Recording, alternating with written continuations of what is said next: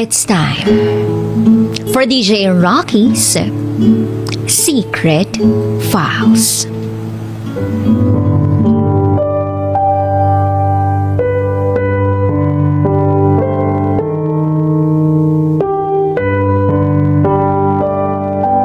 Continue listening to it through online. Inabangan ko talaga yung replay sa Facebook at sa YouTube. Tapos ang dami kong nakikitang komento na gusto nilang marinig ang side ko. Actually, gusto kong i-ignore, magkunwaring walang pake. I was really trying my best to be not affected by the confession of my ex. But I failed. Then I found myself writing this. Maybe because I want to be relieved. And I want to inspire others. Oo. Ako yung babaeng tinutukoy ni William. Itago niyo ako sa pangalang Candy. And this is my secret file. My side. Gagamitin ko na lang din yung mga pangalan na ginamit ni William. Pero enough na yon. I will spare the identity of my child in this story. Year 2012. One of the happiest moments in my life. Nasa isang birthday party kami noon. Nang may pinakilala yung kaibigan ko sa akin na isang lalaking chinito, matipuno, gwapo, at ang lakas ng dating. Naramdaman ko agad yung connection namin together. It's like we have this invisible thread that connects us together. When my friend left us, ang dami na naming napag-usapan. We easily got along. Nag-click kami in short. Then we dated. City girl pa rin.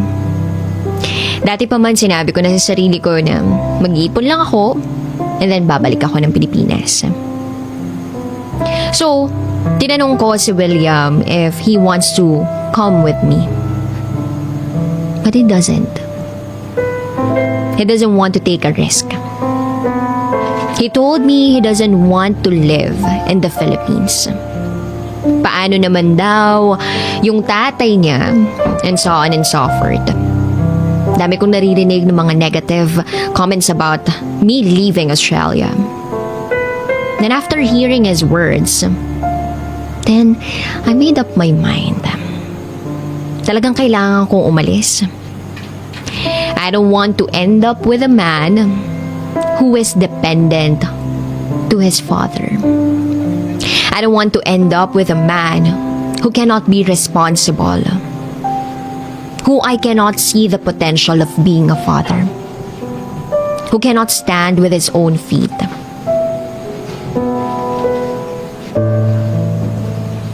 Mahirap, pero ginawa ko pa rin. Then, nakauwi na ako ng Pilipinas. Months later, I found out that I was pregnant.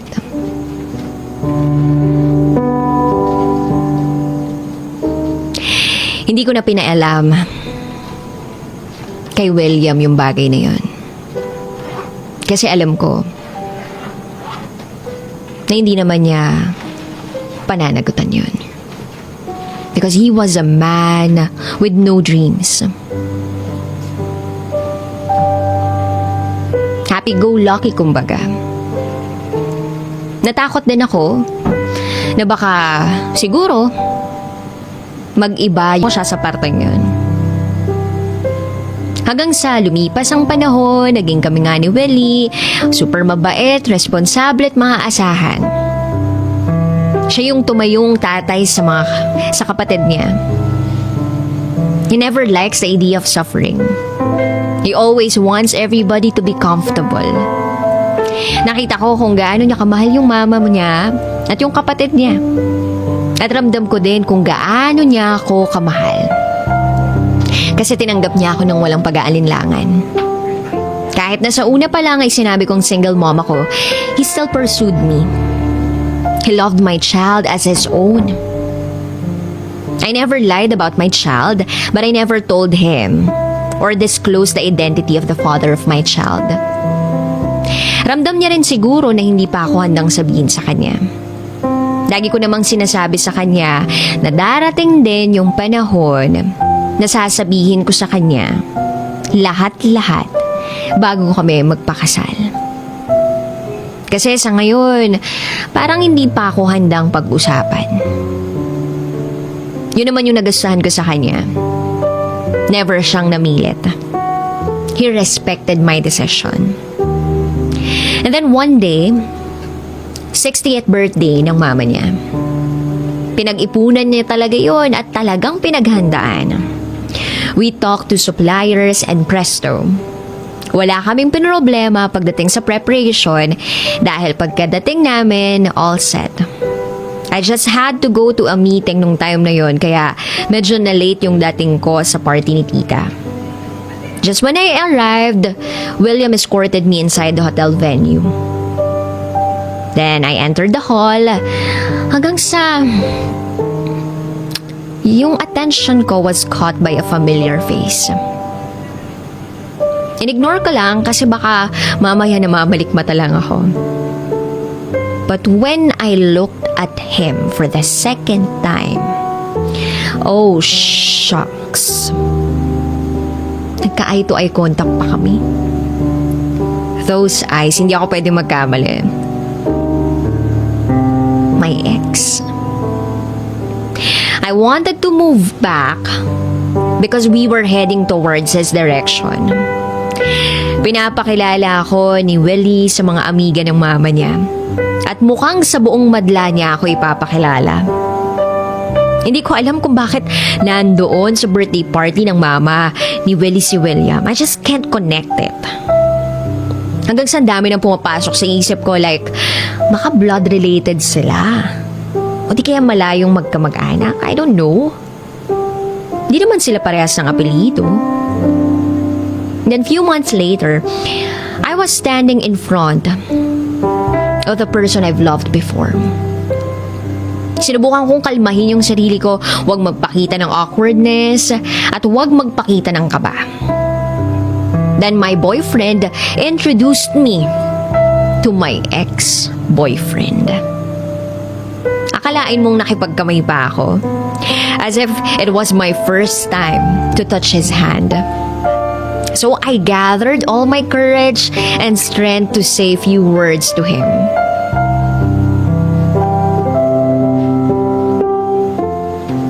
Hiniling ko sa pagkakataong yun na matapos na yung gabing yun. Then the night ended. As much as possible, ayokong magtagpo kami ng landas ni William. Kaya ang ginagawa ko, every time na may invite si Willie sa bahay nila, magdadahilan ako. Pero there was a time na birthday nung bunso at kailangan kong pumunta. At yun na nga. Nakapag-usap kami doon ni Willie dahil iniwan ako ni William. Ayoko ngang makasama yun eh. Pero I had no choice but to talk to him. Then nag-usap lang kami for a while. And then I just want to make things clear to him na tapos na yung amin. Then after a while, bumalik na si Willie. At nagulat na lang ako sa mga sumunod niyang ginawa. He kneeled and then asked me to marry. I was really excited about it. Planning dito, planning doon. And then, yes, 3 months. Kakasal na kami nun. Then, lumipas pa ang mga araw.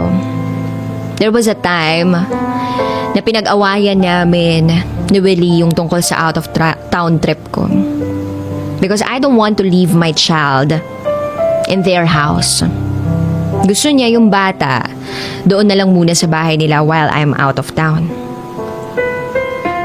Ayoko sana kasi Ayokong makasama ng bata, si William. But it pushed through. Nagstay yung anak ko sa bahay nila Willie. Hindi ko nga alam kung bakit andoon pa rin si William. Bakit hindi pa rin siya bumabalik abroad? I was really worried baka malaman niya ang totoo. Yung katotohanang matagal ko nang ibinaon sa limot. Hanggang sa lumipas yung out of town trip ko, susunduin ko ng bata sa bahay nila Willie.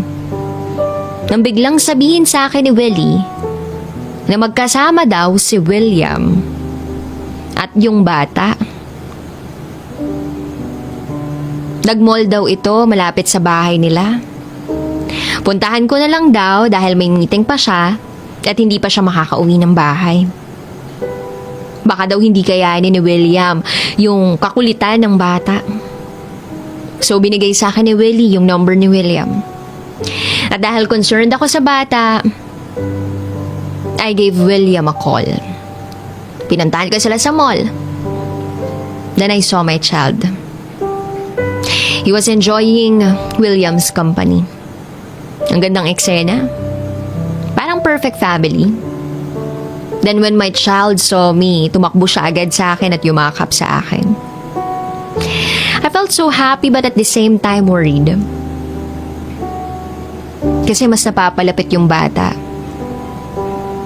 doon sa lalaking minahal ko. Doon sa lalaking naging dahilan ng kasiyahan ko ngayon. Umuwi kami sa bahay nila Willie para kunin ko sana yung ibang gamit ng bata. Akala ko madadatnan ko na doon sa bahay sina tita, si Willie at Warren. Pero walang tao sa bahay nila. Tulog na tulog ang bata. Inihiga muna namin ito sa sofa. Then few moments later, tinanong ako ni William, ako ba ang ama? Para akong binuhusan ng napakadaming yelo. Hindi ako nakapagsalita. And then there's no way to deny but I just nodded. Mangiyak-ngiyak siya at tinatanong ako bakit hindi ko daw sinabi. Then I said firmly, kapag sinabi ko ba sa'yo may magbabago? May magbabago ba sa'yo? Then he replied, pero tinanggalan mo ako ng karapatang maging ama sa bata. No. You were not ready to be a father. Sabi ko. Noon yun. Pero kaya ko na ngayon. Sabi niya. Then sabi ko, sige, paano gagawin mo? Hihingi ka ng pampagata sa daddy mo? May trabaho ka ba na stable? You cannot even fix yourself. You cannot even fix your dreams. You're too dependent on me that time. And you were too dependent on your father that time. We were too young that time.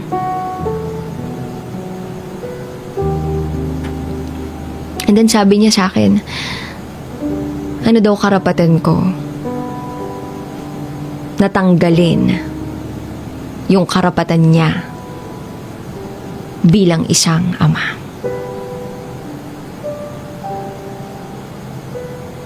Natahimik na lang ako dun. Patuloy ang pag-iyak niya. I was trying my best to stay calm while making a point. And then, after a few seconds, he grabbed my arm. Hinalikan niya ako bigla. Tapos bumulong siya sa akin. Wala ka na bang nararamdaman?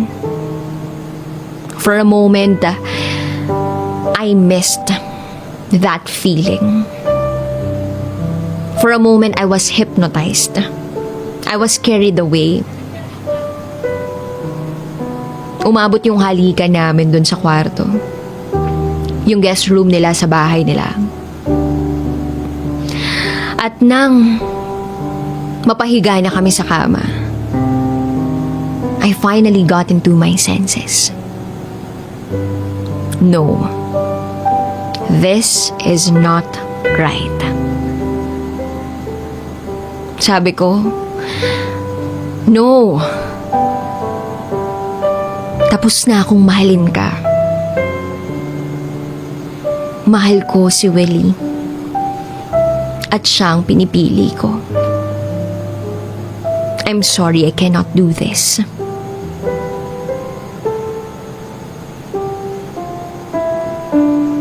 Sinubukan niya pa akong yakapin at halikan. Pero bumaba na ako ng kwarto na yon. At kinuha ang bata. At umalis na sa bahay na yon. Few days na lang ikakasal na ako. And I'm happy with my decision. Sometimes, you just have to accept and believe that there are people not really meant for us. And we just have to choose the person to love, to respect, and to share moments for the rest of our lives. At sa ngayon, hanggang sa susunod pang mga araw, I'm choosing Willie over William. Sabi ko kay William na lang, through text, na ako na lang magsasabi kay Willie ng katotohanan. You just have to give me time.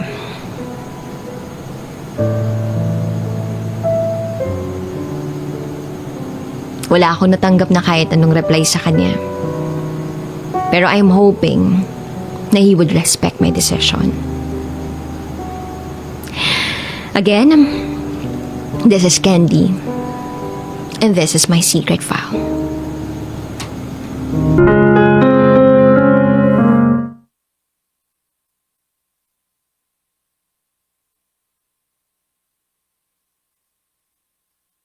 Yung magkasama kayong nagpaplano ng kinabukasan ninyo, pero akala mo, dalawa kayong nagpaplano, yun pala, mag-isa ka lang sa tunay na buhay na nagpaplano.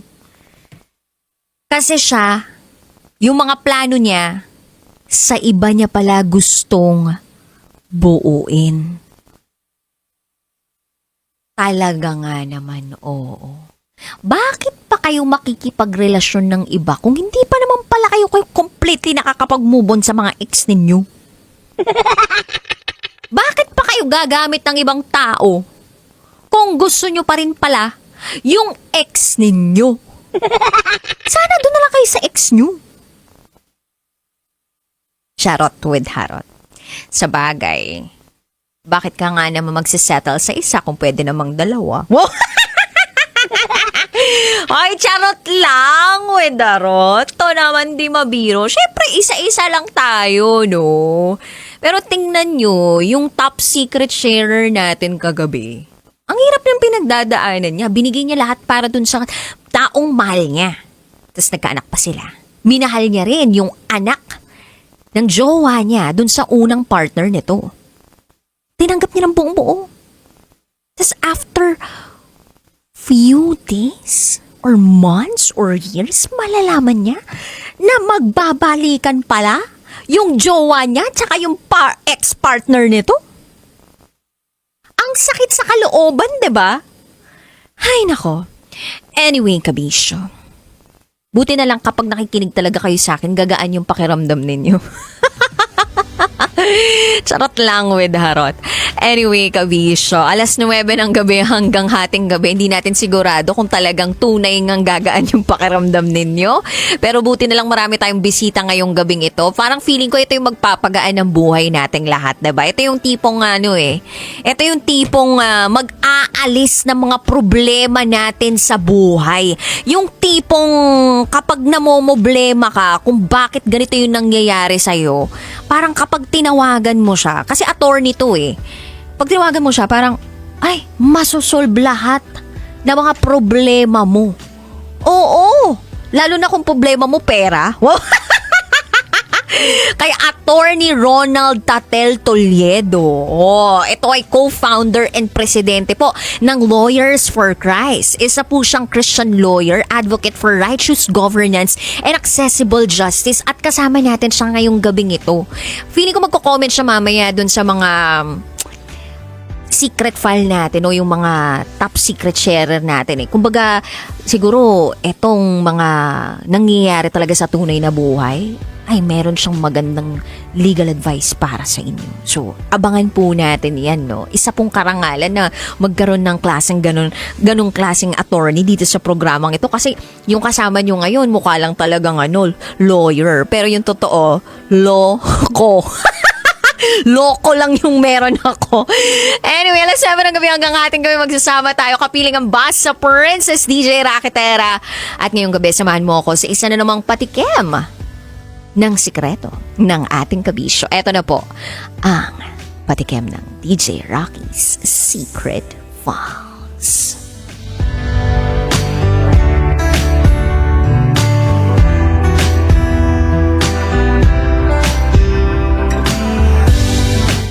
Nag-uwi ng babae sa bahay ang partner ko.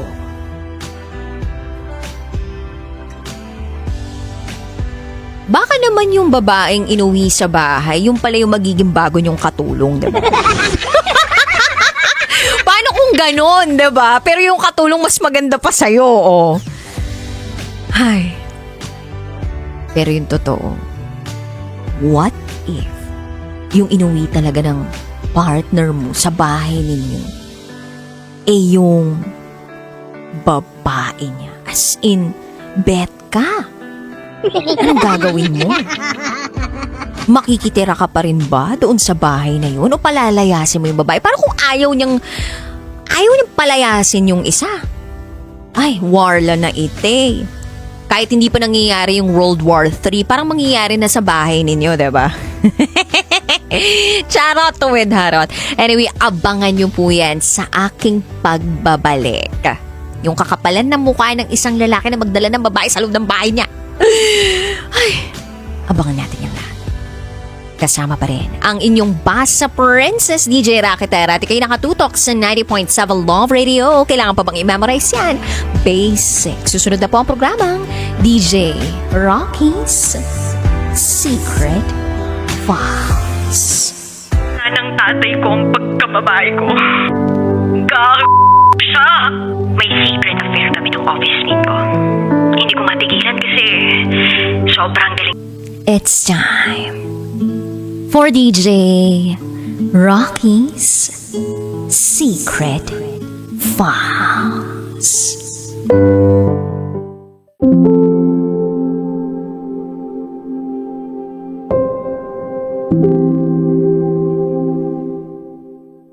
Hindi na nakita ng partner ko ang isa pa naming anak.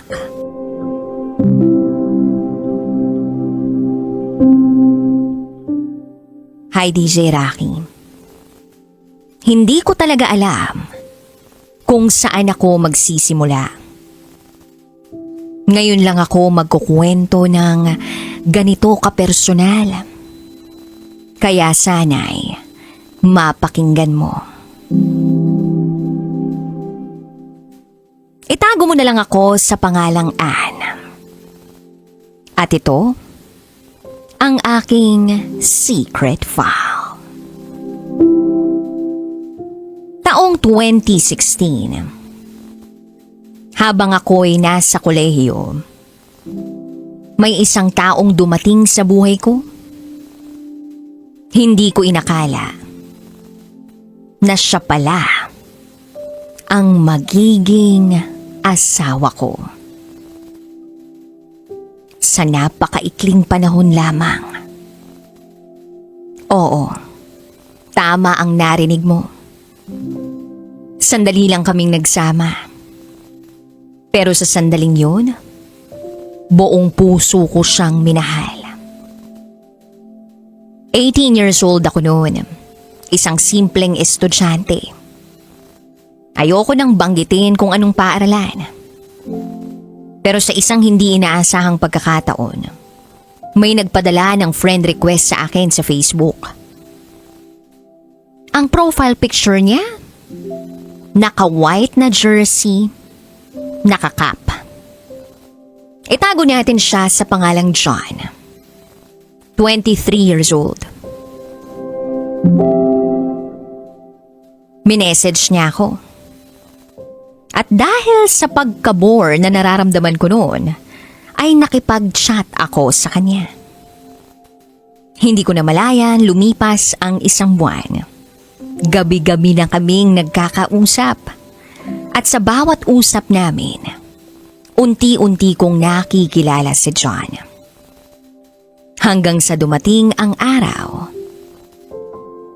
na naging kami na. Siya ang kauna-unahang lalaki na minahal ko ng totoo. Bagamat nagkaroon ako ng boyfriend noong high school, wala naman yun sa kalingkingan ng nararamdaman ko para kay John. Naalala ko pa nga ang unang pagkikita namin. Tinanong niya ako kung anong oras ang uwian ko. Sabi ko 3:00 ng hapon. Nauna pa akong dumating sa mall kung saan kami magkikita. Malapit lang kasi sa school namin. Si John, 1 oras pa ang biyahe pero pinilit pa rin niyang makapunta. Nang makita ko siya sa entrance, kinabahan ako. Matangkad, moreno, guwapo, at maginoo. Yun si John. Sabi ko sa kanya, 30 minutes lang tayo ha, stricto kasi ang parents ko.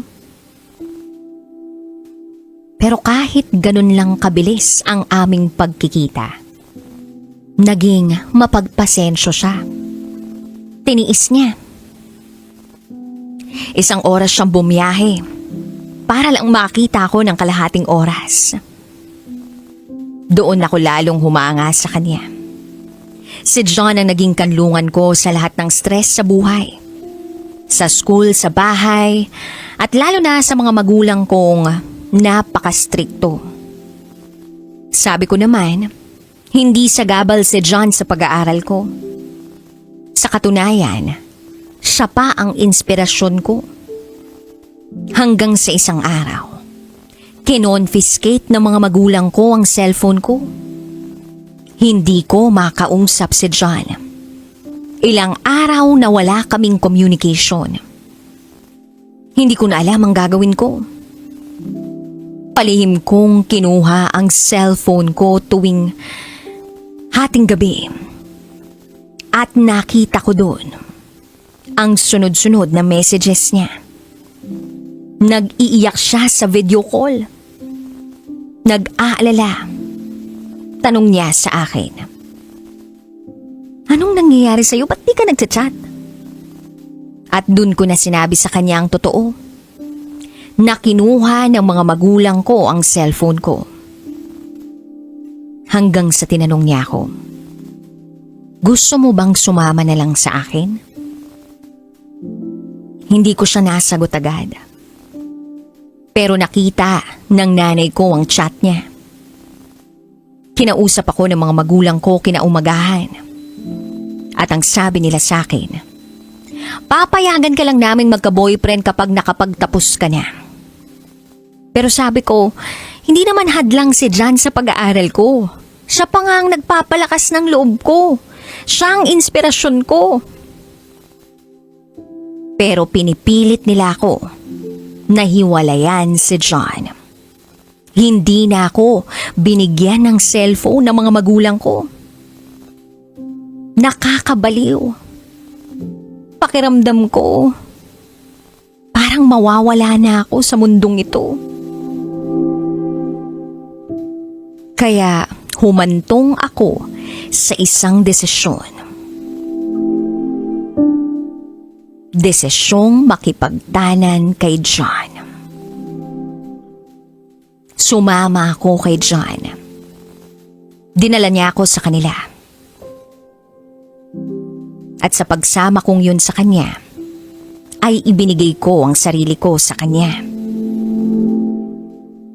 Ang goal namin, mabuntis ako. Parang wala nang ibang makakontra. At nangyari nga ang ninanais namin. Nabuntis ako.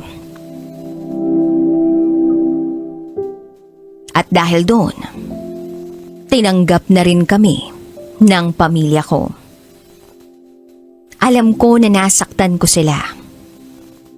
Pero hindi ko rin kasi kaya na sobrang higpit nila sa akin. Gusto ko lang namang piliin yung taong nagpaparamdam sa akin ng totoong pagmamahal. Fast forward. Ipinanganak ko ang una naming anak. Isang anghel na biyaya sa amin. Si John ang naging haligi ng tahanan namin. Kailanman ay hindi siya pumalya sa pagiging responsableng ama at asawa. Araw-araw akong nagigising ng maaga para ipaghanda siya ng almusal. Siya naman kahit pagod, hindi niya ito ipinapakita. Sobrang sipag niya. Maayos ang aming pagsasama, pero may mga pagkakataong nagkakaalitan kami ng dahil sa selos. Gayunpaman, natututunan naming ayusin ang lahat para sa anak namin. At 3 taon ang lumipas. Sa hindi inaasahang pagkakataon, nabuo uli kami ng panibagong buhay. Yes, DJ Rocky, nabuntis ako. Sa pangalawang pagkakataon. Masaya naman si John. At sa tuwing gabi nga, kinakausap niya ang batang nasa sinapupunan ko. Then sabi niya pa nga dun sa panganay namin, "Anak, magiging ate ka na ha? Bantayan mo ang kapatid mo." At habang pinagmamasdan ko si John, DJ Rocky, napapansin kong balisa siya. May bumabagabag sa kanya na hindi niya lang maexplika.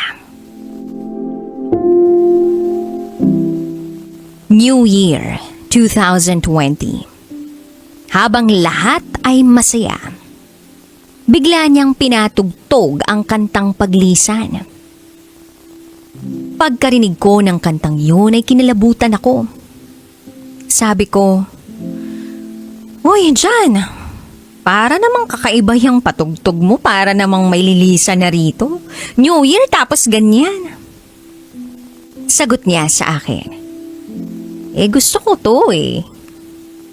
Pagkatapos noon ay sumayaw siya. Nakipagkulitan sa akin at sa ibang mga tao na naroon. Parang siya ang pinakamasaya sa gabing iyon.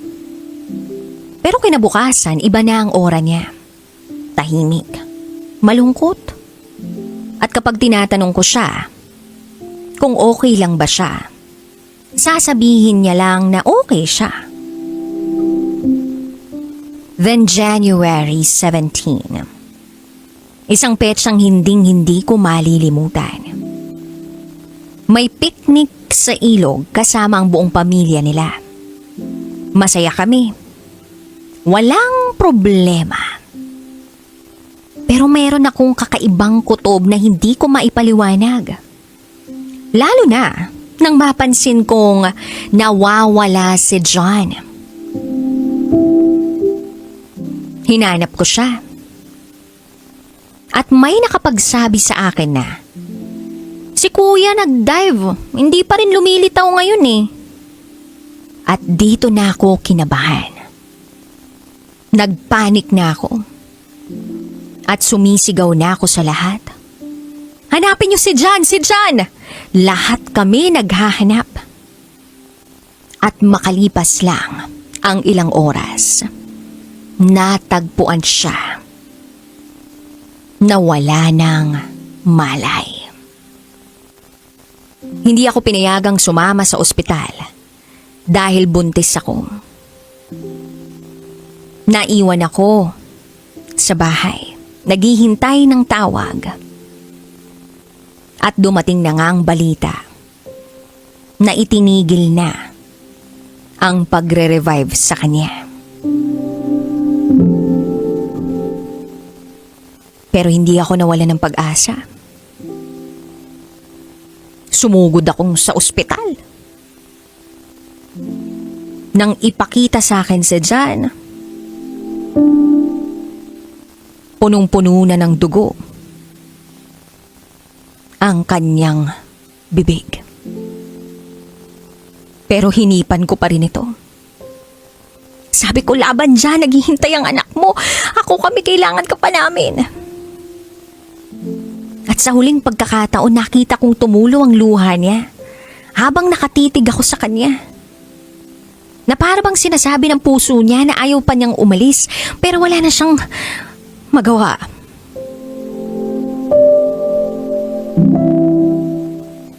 Hinuhakan ko yung kamay niya.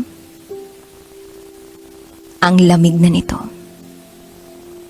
At dito ko na naramdaman na tuluyan na siyang bumitaw. Wala akong masabing salita. Sa sobrang sakit. Nawala ang taong buong puso kong minahal na ipaglaban ko sa aking pamilya. Hindi niya pa nakita yung pangalawa naming anak.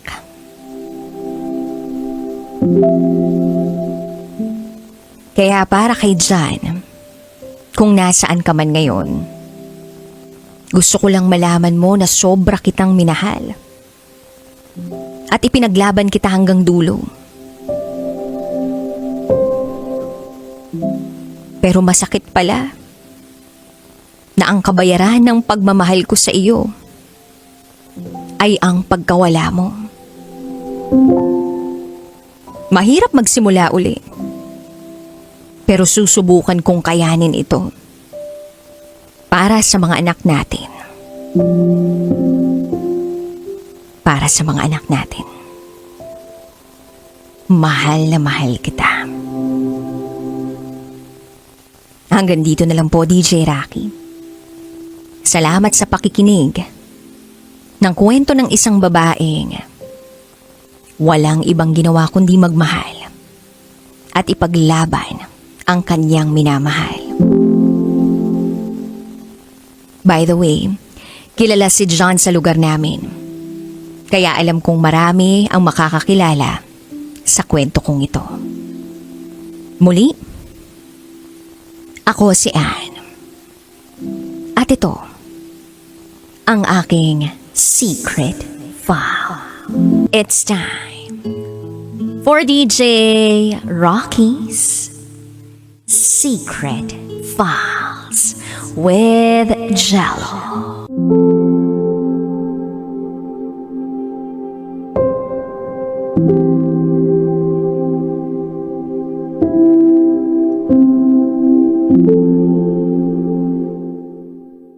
Hindi namin alam.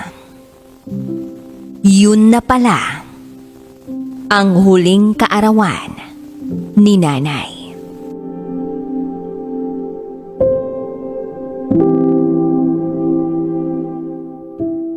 Hi DJ Rocky at DJ Jello. Lagi akong nakatutok sa programa ninyo. At katulad ng marami, hindi ko rin inakalang makakagawa rin ako ng sulat para sa inyo. Hindi ko alam kung paano ko sisimulan, pero susubukan ko na ilahad ang nangyari sa aking buhay. Itago nyo na lang ako sa pangalang Val. At ito, ang aking secret file.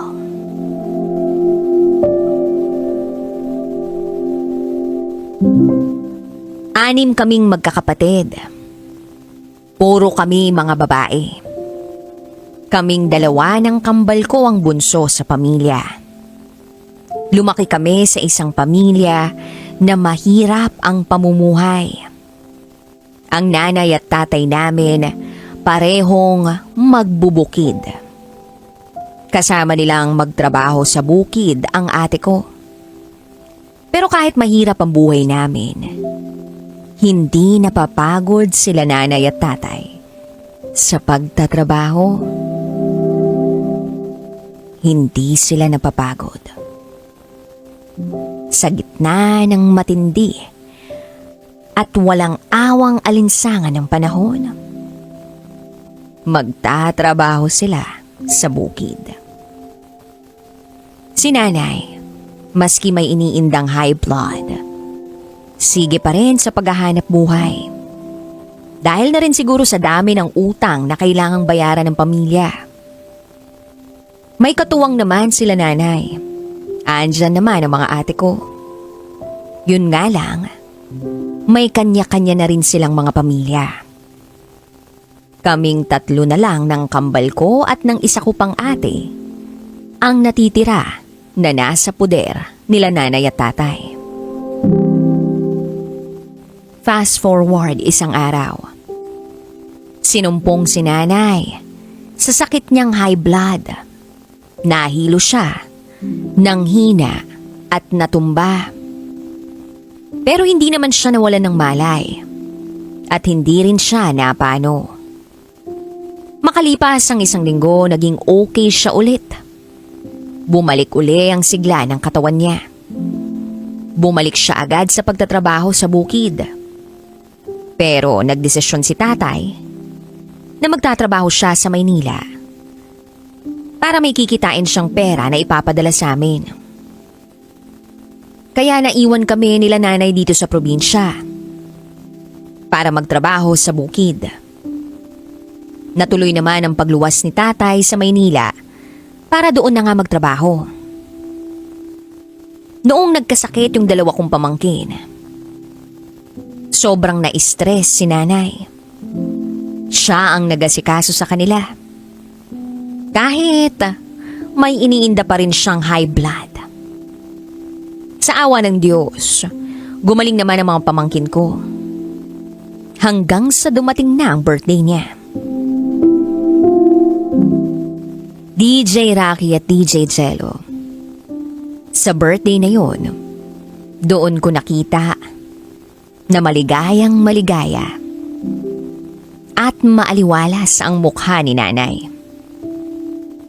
Sa kabila ng lahat ng pinagdadaanan niya nung mga nakaraang taon, hindi pa rin natinag ang kanyang kasiyahan na makasama kami, na ipinagdiriwang ang kaarawan niya. Aliw na aliw akong pagmasdan si nanay na panay ang karga at halik sa mga apo niya. Panay lang din ang sayaw niya sa mga tugtugin sa bahay. At higit sa lahat, enjoy na enjoy din siya sa pagkanta sa videoke. Napakagaling niyang kumanta, by the way. At sumasayaw rin siya habang kumakanta. Hindi namin ipagpapalit ang saya sa mukha ni nanay noon.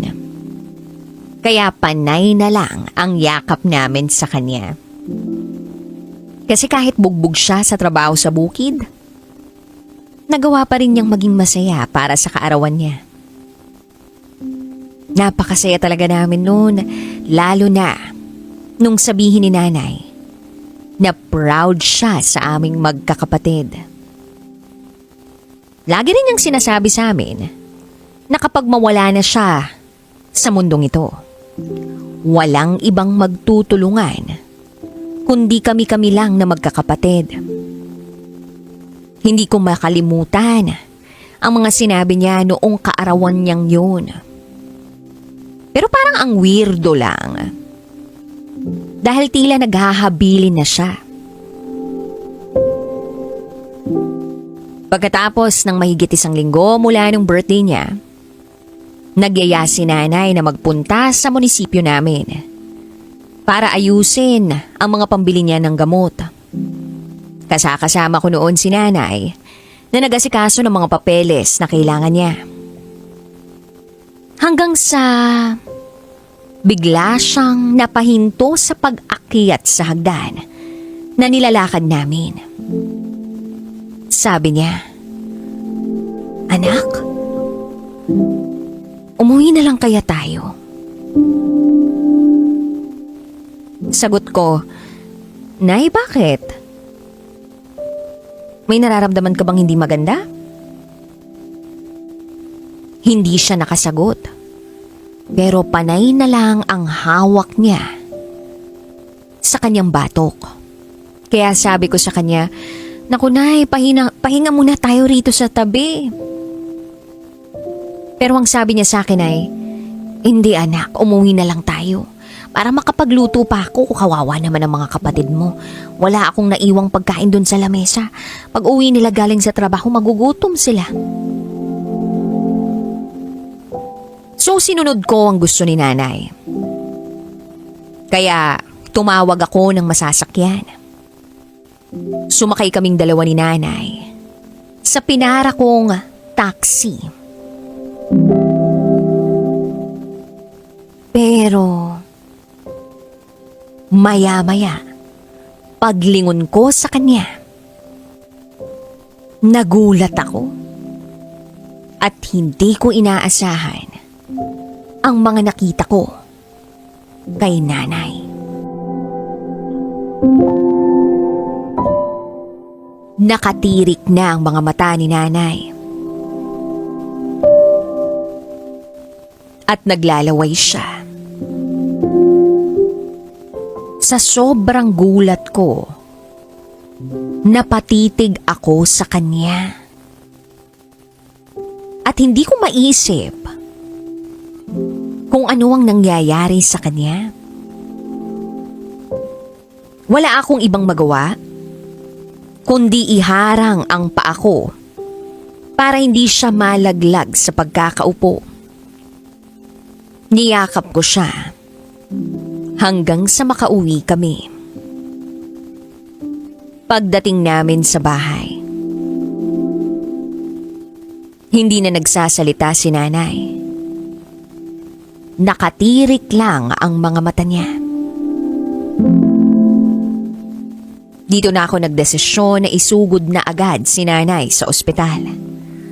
Pagdating sa emergency room, chinek si nanay ng mga nurse at doktor na naroon. Ang sabi ng mga nurse at doktor na naroon, na stroke si nanay. Oo, DJ Rocky at DJ Jello. Stroke na pala yun.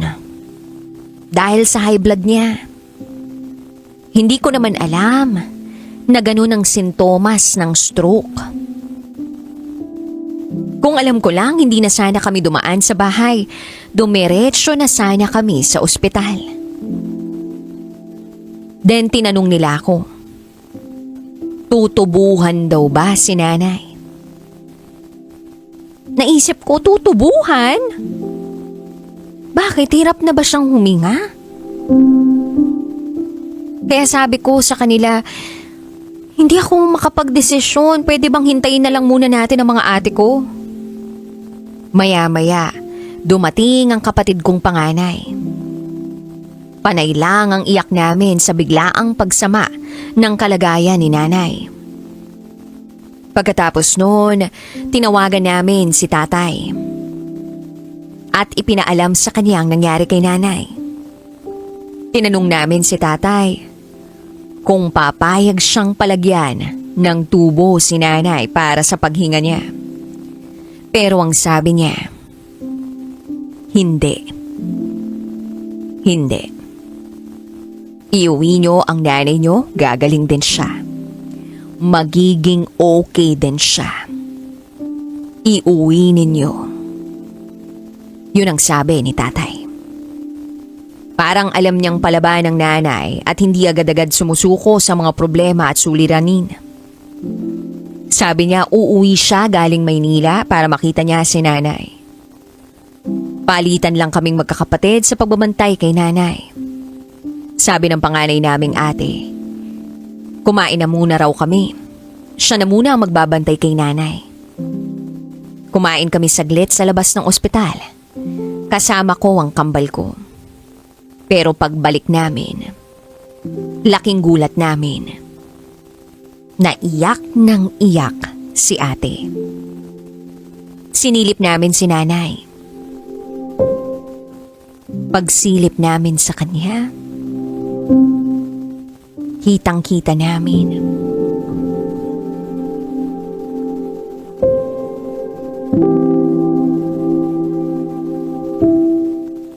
na nangingitim na siya.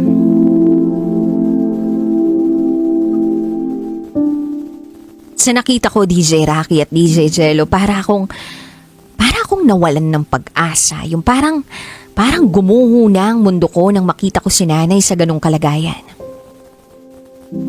Mga ilang minuto lang ang lumipas, nangyari ang kinakatakutan namin. Hindi na kinaya ni nanay. Bumigay na ang katawan niya. Sa isang iglap lang. Wala na kaming nanay. Wala na siya sa amin. Hindi ko mapigilang sariwain ang kabaitan ni nanay. Siya yung walang ibang ginawa kundi magtrabaho at intindihin ang pamilya. Noong mga oras na yun, hindi pa alam ni tatay na wala na si nanay. Hindi na muna namin sinabi. Pero pagdating niya sa bahay, doon na siya nagtaka. Maraming ilaw sa bahay. Doon niya na nalaman ang nangyari. Niyakap niya na lang kaming magkakapatid habang nakatingin sa kabaong ni nanay. Nag-iyakan na lang kaming lahat. Ang nasabi na lang sa amin ni tatay, "Diba sabi ko sa inyo, alagaan ninyo si nanay niyo?" Ang nasabi lang namin sa kanya ay, "Sorry, tay.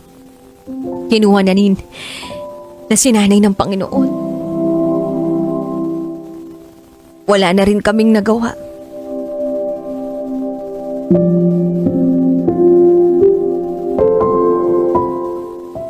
Hanggang sa tuluyan na ring nailibing si nanay. Pagkatapos ng ilang araw na burol. Napakasakit. Wala na kaming karamay sa buhay. Wala na ang ilaw ng tahanan namin. Wala nang mag-aalala para sa amin tuwing may sakit kami. At walang kayang pumalit sa pangangalaga at pagmamahal na ibinigay sa amin ni nanay. Napakasakit at napakahirap tanggapin. Pero kagaya nga ng bilin sa amin ng pare noong misa sa libing ni nanay, kailangan naming umusad kahit dahan-dahan para matahimik din ang kanyang espiritu. At yun nga ang ginagawa namin.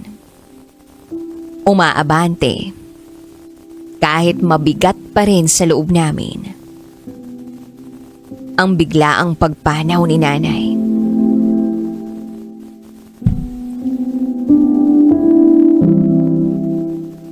Nay, sana lagi kang nakamasid sa amin.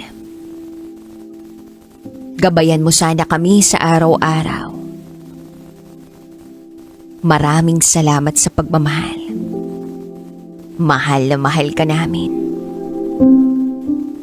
Paalam. Hanggang dito na lang po, DJ Rocky at DJ Jello. Muli, Ako si Val. At ito ang aking secret file. And now, it's time for DJ Rocky's Secret Files with Jello.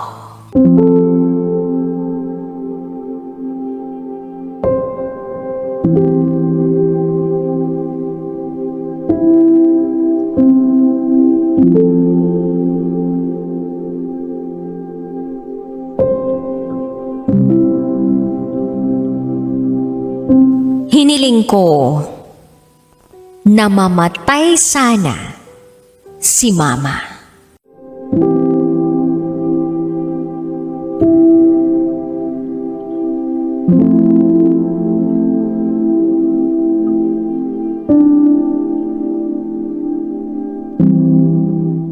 Hi DJ Rocky and DJ Jello. Gusto ko lang po sanang ibahagi ang kwento naming magkakapatid tungkol sa mama namin. Isang kwento ng sakit, sama ng loob, pag-unawa, at pagmamahal. Nahuli na ng lubos naming naintindihan. At hanggang ngayon, napapaisip ako na yun ang aking napagsisisihan.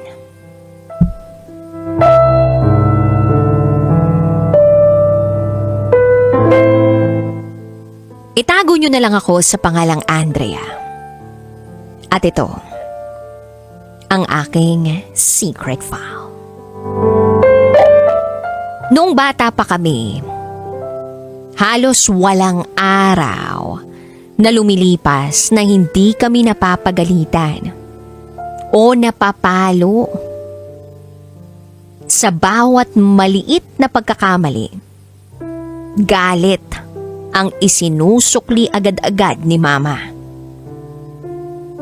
Ewan ko nga ba, DJ Rocky at DJ Jello, minsan pakiramdam namin hindi niya kami mahal. Na para bang mas mahal pa niya ang mga pamangkin niya kesa sa amin na mga anak niya. Isang araw, ipinapapabenta ako ni Mama ng ice candy. Grade 5 lang ako noon. Nagtaka siya kung bakit daw kulang ang kita ko. Kahit naubos naman ang paninda namin. Hindi ko agad masabi sa kanya na baka may nagnakaw ng pera doon sa bag ko habang nasa klase ako. Klase ko. Hindi ako nakakasama dahil hindi ako pinapayagan. Minsan sabi sa akin ni Mama, "Huwag kang sumama sa ganyan dahil baka maaksidente ka."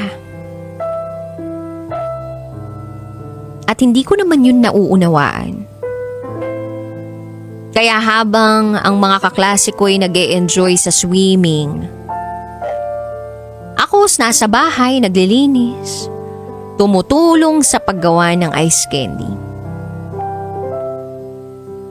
Pero alam niyo yun, DJ Rocky at DJ Jello, sa kabila ng lahat, sa bayarin sa school, hindi pumapalya si Mama. Fast forward, college na kami ng ate ko. 150 pesos. Yun lang ang baon namin sa loob ng isang linggo. Doon pa namin kukunin ang pamasahe, pambili ng pagkain, at pang-print ng mga requirements sa school. Ang pagtitipid na ginagawa namin, naglalakad kami papuntang eskwelahan at pauwi sa bahay. Ganun kami magtipid. Pero buti na nga lang, hindi kami nalilate sa bayad ng tuition. Doon laging nakatuon si Mama. Kaya unti-unti, naiintindihan namin ang paghihigpit ni Mama. Kasi noon, pakiramdam namin pinagdadamutan kami. Yung pala, ito ay sakripisyo para sa kinabukasan namin. Sabi pa ni Mama minsan, pagbutihin niyo ang pag-aaral niyo dahil yan lang ang kayamanang maibibigay namin ng papa ninyo.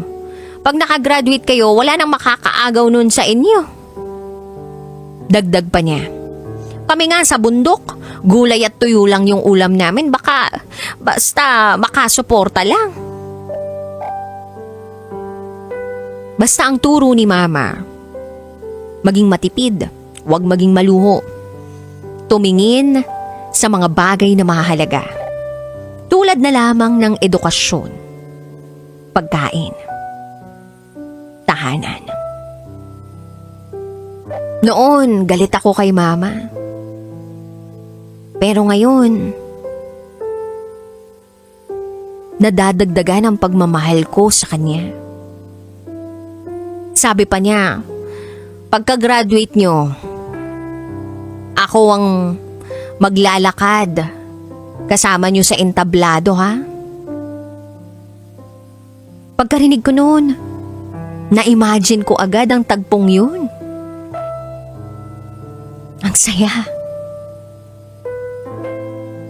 Pero hindi ko akalain na hindi yun matutupad.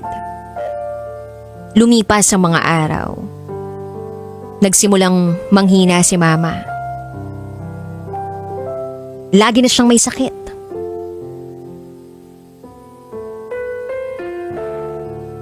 Pumayat ng sobra. Kaya sabi namin, magpa-check up siya. Pero ang sagot niya, sayang ang pera. Kaya ko pa naman to. Hanggang sa tuluyan na siyang nanghina. Dinala namin siya sa ospital.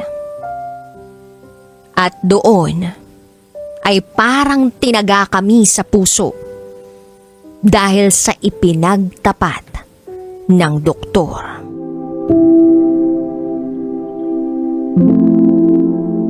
Merong stage 4 kidney failure si Mama.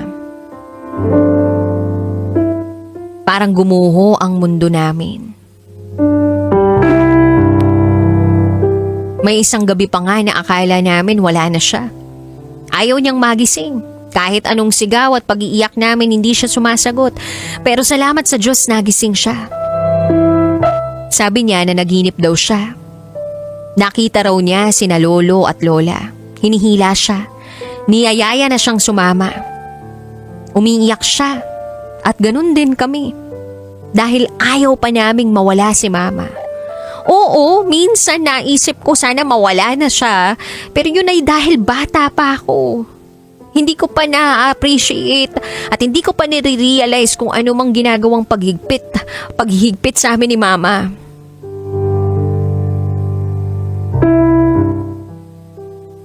Ang pupwedeng solusyon para ma-extend ang buhay ni Mama, dialysis. Twice a week. Kahit masakit, kahit mahal. Basta gumaling lang siya. Unti-unti, nagbalik ang lakas niya. Nagsisimba na siya uli. At dahil dun tuwang-tuwa kami, na para kaming binigyan ng bagong pag-asa. Pero lumipas ang ilang araw. Bigla na lang siyang nawalan ng pulso. Bigla na lang siyang nawala. DJ Rocky at DJ Jello, wala na si Mama. Lahat ng alaala biglang bumalik. Yung mga palo, yung mga bugbog, yung mga sigaw, yung mga salitang akala ko ay nagmumula sa galit. Ngayon alam ko na lahat yun ay nang dahil sa pag-ibig.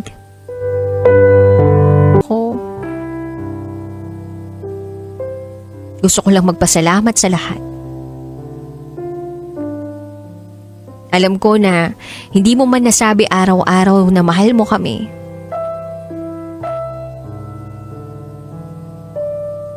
Naiintindihan na namin. Kung bakit. Kung bakit mo nagawa lahat ng mga bagay. At ramdam na ramdam namin ang pagmamahal mo ngayon. Mahal na mahal ka rin namin.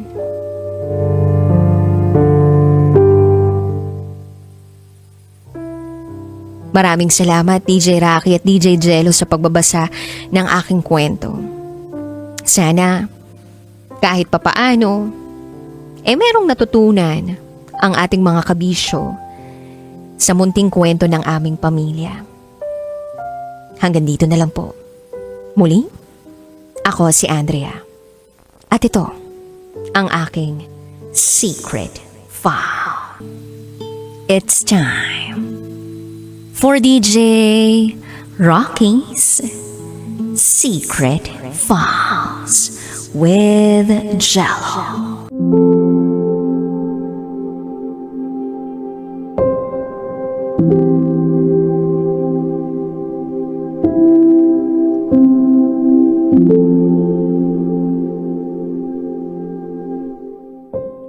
Hinusgahan dahil sa kuko, hindi dahil sa puso.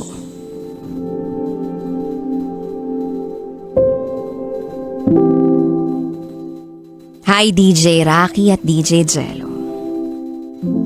Itago niyo ako sa pangalang Nene. At gusto ko lang ibahagi ang kwento ng isang babaeng nagmahal ng buo. Hindi lang sa lalaki, kundi pati sa pamilyang kailanman hindi pala ako lubusang tatanggapin.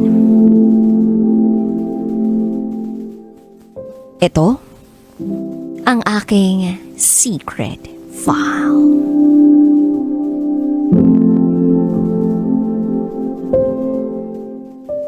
May boyfriend akong Marino. Minahal ko siya kahit 2 linggo pa lang siyang nanliligaw. Matagal na niya akong gusto. 6 na taon mula nung una ko siyang i-reject. Sa panahong yun, naging sila ng isang babae. Etong babaeng to ang naging long-term girlfriend niya. Pero ex na niya. Kaya nang niligawan niya ako, ang sabi niya sa akin, matagal na silang wala. Siya raw ang laging nasasaktan. Ako naman naniwala dahil mahal ko siya. Hindi ko alam habang pinaniniwala niya ako ang mahal niya. Patuloy pa rin pala silang nagkikita ng ex niya. Ako ang nililigawan. Pero, pinapaasa pa rin niya ang ex niya. Nalaman ko ang lahat ng ito nang maging kami na. Naipakilala ko na siya sa pamilya ko. 2 buwan pa lang kaming magkarelasyon nang ipakilala niya ako sa pamilya niya. Yung tatay niya, professor ko dati sa college. At unang beses kong makikilala ang nanay niya. Nagkita kami sa restaurant. Boodle fight ang setup. Kaya gumamit kami ng mga kamay namin sa pagkain. Yung tipong kamayan. That time, meron akong nail extensions. Enjoy naman ako at mukha namang enjoy ang lahat. Kaya akala ko maayos ang lahat nung gabing yun. Pero, pagka-uwi nila sa bahay, doon pala nagsabi ang nanay niya sa kanya ng, "Anak, baka hindi mo naman mapaghugas yun ng plato?" DJ Rocky at DJ Jello, hindi ko naman yun narinig mismo. Naikwento lang sa akin ng boyfriend ko. At nang marinig ko yun, parang pinagsakluban ako ng langit at lupa. Kumbaga, isang tingin lang sa mga kuko ko, hinusgahan na ako agad kung anong klaseng babae ako. Simula noon, nagdesisyon ako na patunayan sa kanilang mali sila. Kaya sa unang pagpunta ko sa bahay nila, agad akong nagkusang maghugas ng plato. Walang nag-utos sa akin. Hindi ko yun ginawa para magpa-impress, kundi para ipakitang kaya ko. Kaya ko na hindi ako inutil at marunong akong makisama. At marunong akong maghugas ng plato. Hindi lang literal, kundi pati sa buhay. Marunong akong tumulong, mag-adjust, makisama, at magpakumbaba. Binago ko pa nga ang pananamit ko. Inalis ko rin ang nail extensions ko. Sa tuwing bumibisita ako sa kanila, lagi akong may bitbit na pasalubong.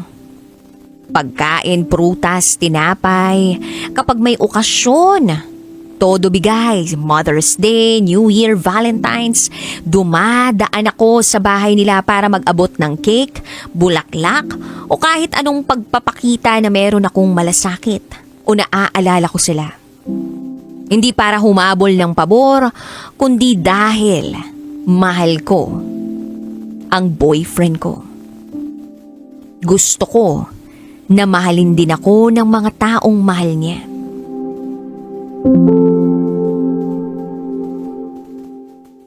Minsan, iniimbitahan nila ako sa mga handaan kahit wala ang boyfriend ko sa bahay nila. Pero laging huli ang abiso sa akin. Madalas, sa mismong araw ko lang malalaman na merong gathering. Hindi ko naman alam kung talagang gusto nila akong dumalo o para lang masabi sa boyfriend ko na kinumbida ako o tinawag nila ako. Pero kahit last minute ang imbitasyon sa akin, pumupunta pa rin ako. Kahit na pagod ako sa trabaho. Kahit hindi nakaplano. Kasi ganun ko sila pinahahalagahan. DJ Rocky at DJ Jello, masasabi ko na ginagawa ko ang lahat-lahat para tanggapin ako ng pamilya ng boyfriend ko. Unti-unti nararamdaman ko naman na umu-okay kami. Pakiramdam ko, gusto na rin nila ako. Pero isang araw, naghiwalay kami ng boyfriend ko dahil niloko ako. At ni isa sa kanila, nakapamilya niya.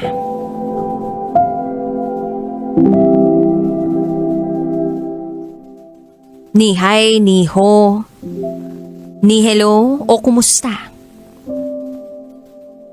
Walang nagtanong sa akin. Walang nag-message sa akin. Walang nagtanong kung okay lang ba ako. At eto na ang mas masakit na nalaman ko.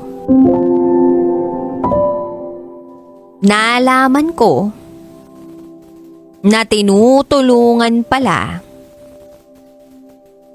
ng pamilya ng ex ko na magbalikan sila ng long-term ex niya.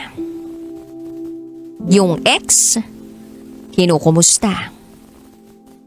Pero ako, hindi. Doon ko na napagtanto na hindi porke marunong kang makisama, tatanggapin ka na talaga. Hindi porket nagbibigay ka, mamahalin ka rin pabalik. At hindi porke nagbago ka para sa kanila, magiging sapat ka na. Masakit, DJ Rocky at DJ Jello. Dahil lahat ng kaya kong ibigay, ibinigay ko. Lahat ng kaya kong baguhin, binago ko. Dahil inuna ko yung pagtanggap nila. Hanggang sa nakalimutan ko na tanggapin ang sarili ko. Pero ngayon, pinipili ko nang bumitaw. Pinipili kong mahalin ang sarili kong minsan kong naisantabi. Ako ang babaeng hinusgahan dahil sa kuko. Pero natutong piliin ang sarili sa dulo. Nag-adjust, nagpakumbaba, nagmahal ng buo. Pero sa huli ay natuto. Natuto na hindi lahat ng gusto magkakatotoo. At hindi porke nagmamahal ng buo ay masusuklian na ito.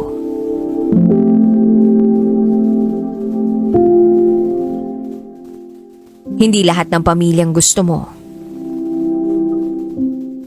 nakabilangan ay handang tanggapin ang kabuuan mo.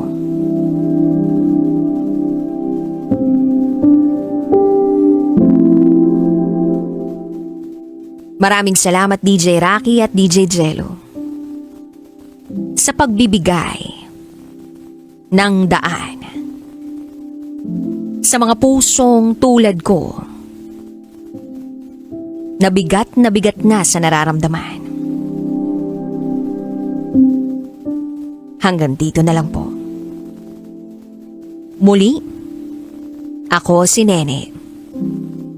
At ito ang aking Secret 5.